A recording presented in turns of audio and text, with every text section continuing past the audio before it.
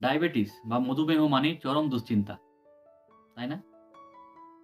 কিন্তু জানেন কি? জীবনযাত্রার পরিবর্তন করে আপনি দারুণভাবে এটিকে নিয়ন্ত্রণ করতে পারেন। আয়ুর্বেদ অনুযায়ী ডায়াবেটিসের মূল কারণ হলো কফের বৃদ্ধি এবং অলসতা। আমাদের জীবনযাত্রায় ৩ টি পরিবর্তন আনতে হবে।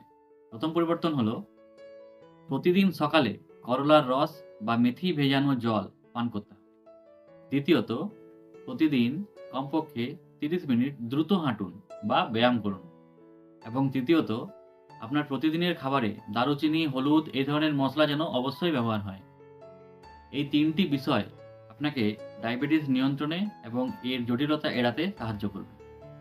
তবে জরুরি সতর্কতা, আপনার ওষুধের ডোজ পরিবর্তন করার আগে অবশ্যই চিকিৎসকের পরামর্শ নেবেন। এই তথ্যটি ভালো লাগলে অবশ্যই সাবস্ক্রাইব করুন এবং অন্যদেরকেও এই তথ্যটি দেখতে সুযোগ করে দিন। নমস্কার।